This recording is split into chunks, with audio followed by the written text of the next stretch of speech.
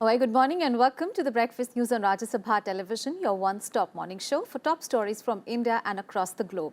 I am Ashwarya and these are the headlines. India lights up as Diwali celebrated with traditional fervour across the country.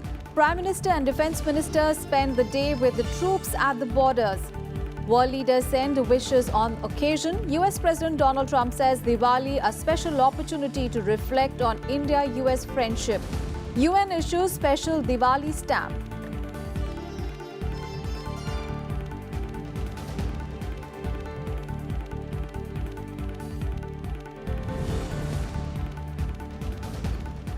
Post-Diwali, thick haze engulfs Delhi, air quality in very poor category.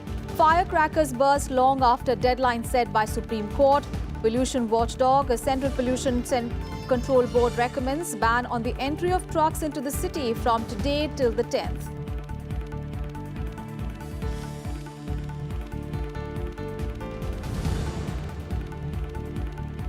Congress releases a fourth list of 29 candidates for Madhya Pradesh Assembly polls. Total candidate list at 213 so far. Election Commission sets up high-level committee to look into demand for ouster of Mizoram Chief Electoral Officer. Poll body asks Odisha government to seal border with Chhattisgarh ahead of the first phase of voting due on Monday.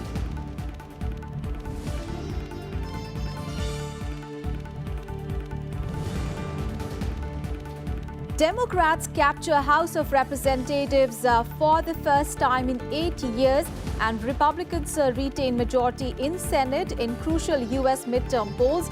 President Donald Trump terms results a tremendous success, says he wants to work together with the Democrats to continue delivering for American people.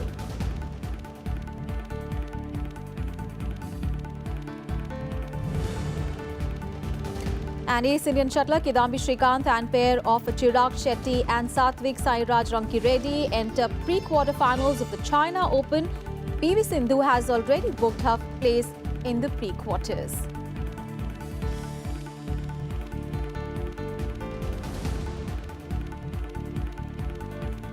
The top story this morning, earthen lamps dotted houses and lights decked up buildings as people celebrated Diwali amid some restrictions imposed by the Supreme Court on bursting of firecrackers.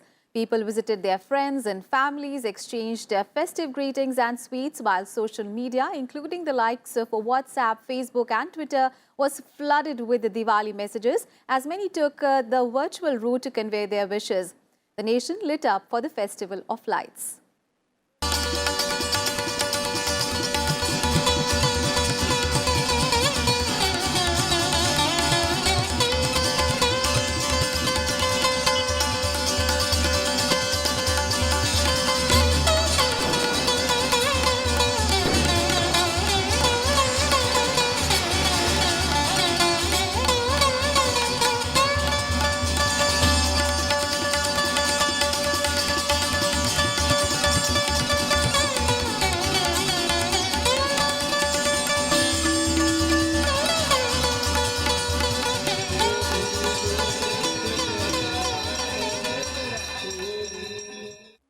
Vice President M. Venkaiah Naidu celebrated Diwali at his official residence along with family and staff on Wednesday. M. Venkaiah Naidu exchanged sweets with the staff and security guards on the auspicious occasion.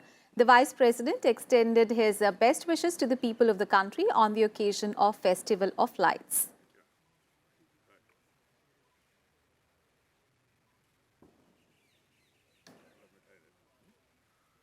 On the pious occasion of this Deepavali festival, I convey my best wishes to all the people across the country, particularly to the armed forces who are protecting our borders, taking care of our nation's safety and security, and also the security people who are guarding all of us here, providing a sense of confidence and security to the people. My best wishes to them, and I would like to urge upon the people on the occasion of this pious festival, remember our tradition, our culture, our heritage, and follow good path, leaving the bad, if any, evils, if any. We should all join together, march forward for the unity and integrity of the country, for the safety and security of the people, and for the prosperity of the people. That is my wish on this occasion. And Prime Minister Narendra Modi celebrated Diwali with the Jawans of the Indian Army and the ITBP at HAZE in Uttarakhand. He told the Jawans that their devotion to duty in the remote icy heights is enabling the strength of the nation and securing the future and dreams of 125 crore Indians. The Prime Minister further said that Jawans, through their commitment and discipline, are also helping to spread the sense of security and fearlessness among the people. The Prime Minister recalled that he had been visiting soldiers on Diwali ever since he was the Chief Minister of Gujarat. He also spoke of his interactions with the Jawans of the ITBP years ago when he was a part of the Kailash Mansarovar Yatra. Now, stating that India is taking great strides forward in the defence sector, the Prime Minister spoke of various measures being taken for the welfare of ex-servicemen, including the implementation of a one rank, one pension. Offering sweets to the Jawans, the Prime Minister also interacted with the people from nearby areas who had gathered to greet him on Diwali. He said that the Indian Armed Forces draw admiration and appreciation across the world in UN peacekeeping operations. And after meeting Jawans, Prime Minister Modi offered prayers at the Kedarnath Shrine and reviewed Kedarpuri reconstruction projects. Swastaye swastina indro vridhasravaha swastina kokha vishwavedaha swastina starcho arishkanemi swastina brihaspati dadhato om bhadraha prithvyam payo ghadhe shobhayo divyantarikhe payo dhaha Payashvatehe pradisaha santo mayhamma Om Vishnu-ratamase Vishnu Sampatresto Vishnu Surase Vishnu Dhruvo se Vaishnavamase Vishnavitva Om Agni-devata Vato devata Suryo devata Chandrama devata Vasavo. The Prime Minister has taken a personal interest in the reconstruction and has visited the shrine twice in the last 6 months. It has been snowing in the region for the past few days, and the road from the VIP helipad to the shrine that had been covered with snow has been cleared. Prime Minister Modi also watched a video representation prepared by the state government officials on the reconstruction work of the guest house near the shrine. Now, this was Prime Minister Modi's third visit to Kedarnath since 2014. After becoming Prime Minister in 2014, PM Modi had spent Diwali at Siachen with the army Jawans. In 2015, he visited the Punjab border on Diwali. His visit had coincided with 50 years of the 1965 India-Pakistan war. And the next year, he was in Himachal Pradesh, where he spent time with the Indo-Tibetan border police personnel at a border outpost. He had spent his fourth Diwali as Prime Minister with soldiers at Gurez in Jammu and Kashmir last year. प्रकाश में अभय का वरदान, निर्भीकता का वरदान। ये अभय क्यों आता? अभय इसलिए आता कि दिया उस जलकर के प्रकाश फैलाता है। आज देश में भी अभय आपके कारण आता है कि आप अपने आप को कष्ट देकर के साधारण जीवन को गाँवते हुए उस प्रकाश को फैलाते हैं जो देश में अभय का वरदान है। तो आप एक प्रकार से वो अभय के दाता जो देशवासियों को मिलता है। आज जब मैं आपके बीच आया तो मैं आपके गुरुजनों जिन्होंने आपको राष्ट्रपति के अंदर आहुति देने के लिए प्रेरणा दी। आपके माता पिता जिन्होंने आपको मातृभूमि के लिए जीवन फूंकाने की प्रेरणा दी, संस्कार दी, शिक्षा दी। इसलिए मैं आपका अभिवादन करने के साथ साथ आपके माता पिता को नमन करना चाहता हूं, आपके गुरुजनों को नमन करना चाहता हूं कि जिन्होंने ऐसे वीर पुत्रों को जन्म दिया, ऐसे वीर पुत्रों को तैयार किया, जिसके लिए पूरा हिंदुस्तान आन बान शान के साथ गर्व करता।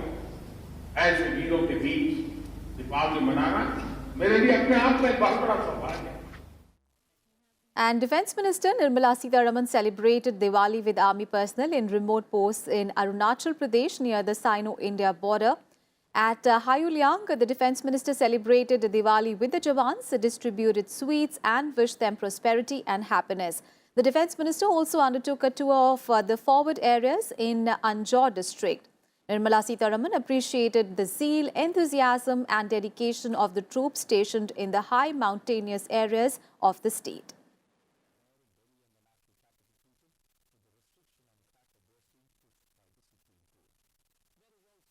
On Diwali, Prime Minister Narendra Modi called on President Ram Nath Kovind to wish him a prosperous Diwali. Prime Minister Modi also apprised the President on his recent visit to Japan.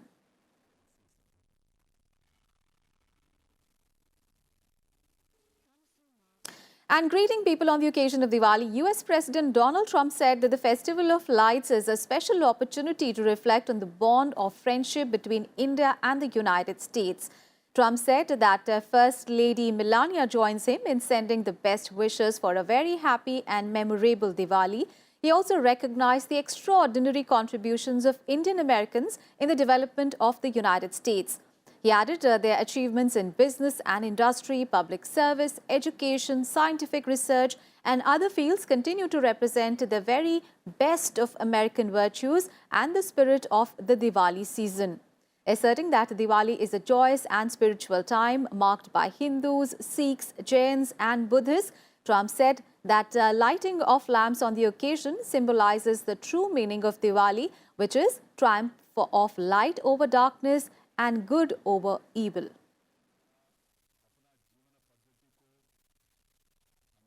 And US Secretary of State Mike Pompeo also extended greetings to people across the world celebrating Diwali. In a Diwali message wishing people a joyous and prosperous festival, Pompeo said that this special occasion celebrates the triumph of light over darkness. The US Secretary of State said that nearly 1 billion celebrants from around the world will light the diya or lamp as a reminder that good ultimately overcomes evil, understanding over ignorance and kindness over animosity. In his message, Pompeo also recognized the achievements of those observing the festival in the United States who make important contributions to the country on a daily basis. And India has thanked the UN Postal Administration for issuing special postage stamps to commemorate Diwali. The United Nations Postal Administration issued a special event sheet on 19th of October to commemorate the festival of Diwali. India's permanent representative to the United Nations, Ambassador Syed Akbaruddin, tweeted thanking the agency for portraying the common quest for the triumph of good over evil. The sheet in the denomination of $1.15 contains 10 stamps and tabs featuring festive lights and the symbolic lamps known as the diyas. The background of the sheet features the United Nations headquarters building illuminated with a message of Happy Diwali to celebrate the spirit of the festival.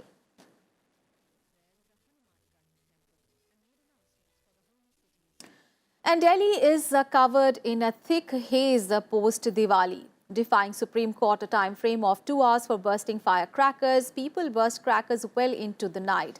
The Supreme Court had asked police to ensure that there is no sale of banned firecrackers, and in case of any violation, the station house officers of the police stations concerned would be held personally liable. This would amount to committing the contempt of court the apex court had warned. But bursting of crackers continued beyond 10 p.m. and it was reported from several areas in the national capital. Meanwhile, the overall air quality index was recorded at 296 at 10 p.m. after the Supreme Court deadline to burst crackers came to an end.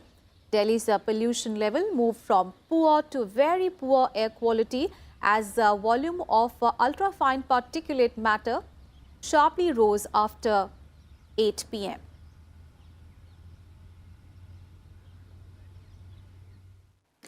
Meanwhile, in related news, the Central Pollution Control Board has a recommended ban on the entry of trucks into the National Capital Region beginning today till 10th of November. The recommendation was made in view of the heavy pollution caused by truck movement that might add to the woes of the national capital, which is already battling alarming levels of pollution.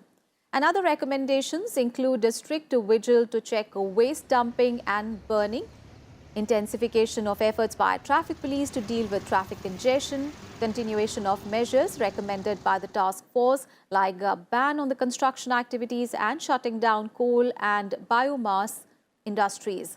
The CPCB has also appealed to the people to avoid the use of diesel private cars.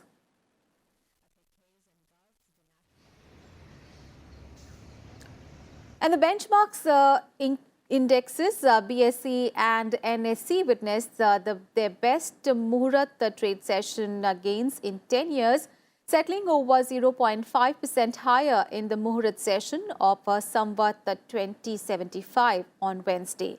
The market gain led by a rise in automobile stocks and information technology stocks. The S&P BSE Sensex ended at 35,238, gaining 246 points, and the Nifty index rose 68 points to settle at 10,598 levels. The markets were open on Wednesday for an hour trading session from 5:30 p.m. to 6:30 p.m., marking the Muhurat trade.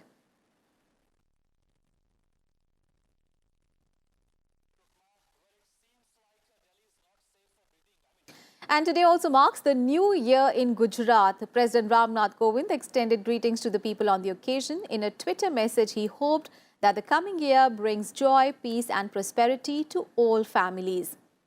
Prime Minister Modi also greeted people on the occasion. He hoped the coming year will lead to the fulfillment of all your aspirations.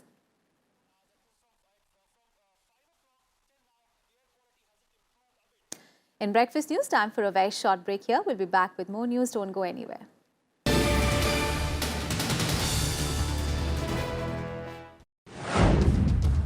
This week, we will take a look at INS Arihant. Arihant becomes a very important aspect because it validates our whole nuclear doctrine. We have some kind of an operational agency now in the Indian Ocean region that cannot be matched by other regional powers. Considering our economic and our other ambitions, indigenization is the way to go.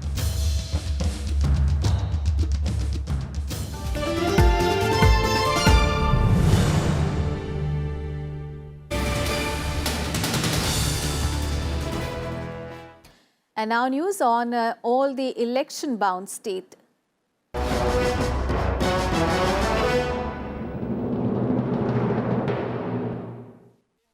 The Congress has released its fourth list of 29 candidates for Madhya Pradesh Assembly polls, taking the total number of declared candidates to 213. The Congress announced its first list of 155 candidates on 3rd of November, in which it had re-nominated 46 MLAs. A day after, it announced the second list of 16 candidates, and on Monday night, the Congress announced a third list of 13 candidates. The announcement for the remaining 17 candidates is awaited. In the current assembly, the Congress has 57 MLAs. The Congress has been out of power in Madhya Pradesh since 2003. The incumbent BJP government is seeking a fourth straight term. Remember, single-phase polling is due in Madhya Pradesh on 28th of November.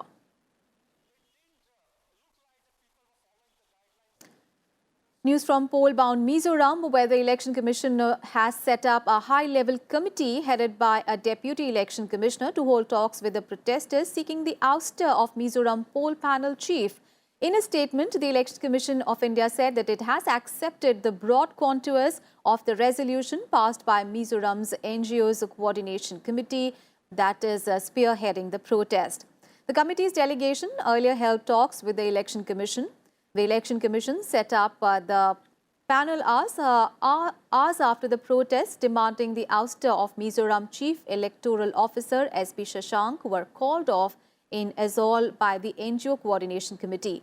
The protests were called off at 1 p.m. on Wednesday after the state election officials, including the Mizoram CEO summoned by the EC, left for New Delhi. And earlier in the day, Shashank said that he has been summoned by the Election Commission and he would meet the poll panel in Delhi today. Mizoram is slated to go to polls on 28th of November to elect its new assembly. The committee has said that if Shashank comes back as the CEO, the agitation will be relaunched.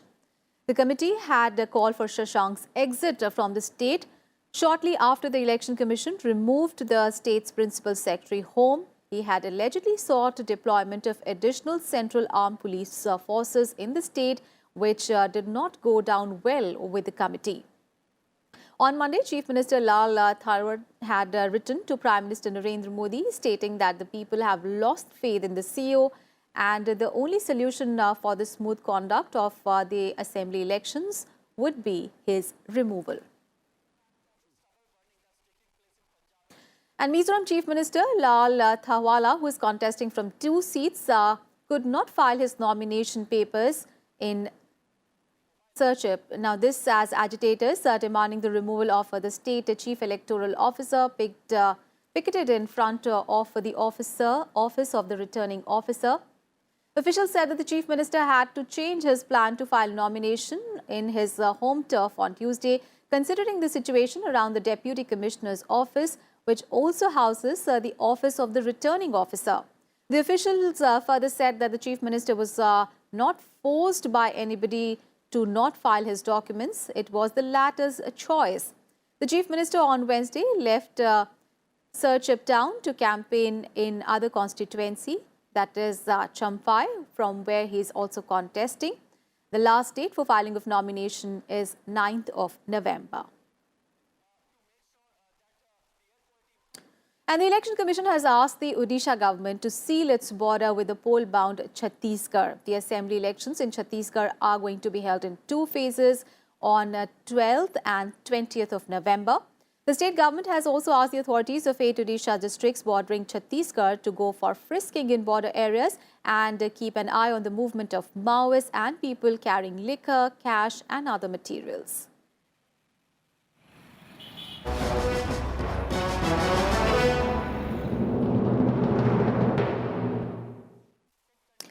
International news now. First up, news from the United States. Midterm elections. The opposition Democratic Party has taken control of the House of Representatives in the midterm elections, dealing a blow to U.S. President Donald Trump. Opposition Democrats captured the House of Representatives on Wednesday in the crucial midterm elections, while President Donald Trump's Republican Party retained its majority in the Senate. Breaking the Republican monopoly on power, Democrats picked up over 24 seats in the House, more than the 23 that was needed to take control of the House for the first time in 8 years. Initial statements coming in from the Democratic Party leaders indicated that it would make it tough for President Trump, who wants major legislative changes on some of his signature issues, including immigration, tax, and health care reforms. By capturing the House of Representatives, the Democrats may exert a major institutional check on Donald Trump and break the Republican monopoly in Washington. Donald Trump, who campaigned aggressively in last several years, expressed dissatisfaction over the results, terming it a tremendous success. Female candidates stole the spotlight in the election cycle that has been billed as the Year of the Women. In the outgoing House, the Republicans had 235 seats, while the Democrats had 193. The new House would come into being next January. Now, Tuesday's vote was seen as a referendum on a polarizing president, even though he's not up for re-election till 2020. It really could be a beautiful bipartisan type of situation. If we won by 1 or 2 or 3 or 4 or 5, that wouldn't happen. And the closer it is, the worse it is. This way, they'll come to me, we'll negotiate. Maybe we'll make a deal, maybe we won't. That's possible. But we have a lot of things in common on infrastructure. We want to do something on healthcare. They want to do something on healthcare. There are a lot of great things that we can do together. And now we'll send it up, and we'll get the Democrats and we'll get the Republicans or some of the Republicans. And I'll make sure that we send something up that the Republicans can support. And they're going to want to make sure they send something up that the Democrats can support. And more news from the United States. U.S. Attorney General Jeff Sessions has resigned from the post at the request of President Donald Trump. An acting Attorney General was appointed by the President as a Sessions' temporary replacement. For the past several months, Donald Trump has been expressing his displeasure at Sessions' functioning in public meetings and also on social media platforms. In a tweet, President Donald Trump made the announcement that Matthew G. Whitaker, Chief of Staff to Attorney General Jeff Sessions at the Department of Justice, will become the new acting Attorney General of the United States. A day after the midterm election results were declared, U.S. President Donald Trump indicated that there might be some changes in his cabinet and also in several senior positions in his administration and at the White House. All the sporting action now. Indian shuttlers Kidambi Srikanth and the duo of Chirag Shetty and Satvik Sairaj Rankireddy entered the pre-quarterfinals of the Fuzhou China Open Badminton Tournament. Srikanth defeated Lucas Corvi of France 21-12, 21-16 in the men's singles. He will face Tommy Sugito of Indonesia in the pre-quarterfinals today. And in the men's doubles, Chirag and Rankireddy made it to the next round after defeating their Danish opponents 23-21, 24-22. The duo will face Indonesian pair of Adi Yusuf and Wahyu Nayaka in the pre-quarterfinals today. And speaking about women's singles, PV Sindhu will take on Buchanan of Thailand, while HS Pranoy bowed out of the tournament after losing his match against Jonathan Christie of Indonesia.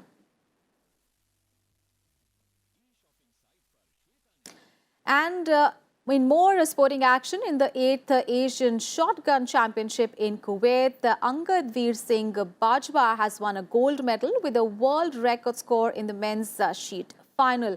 He became the first Indian skeet shooter to win a world-level event. Angad shot a perfect 60 out of 60 in the final round to claim the top spot ahead of China's Di Jing, who shot 58. UAE's Saeed Al Maktoum won the bronze medal with a score of 46. And that's the wrap on this edition of Breakfast News. Thanks for watching. Have a great day ahead.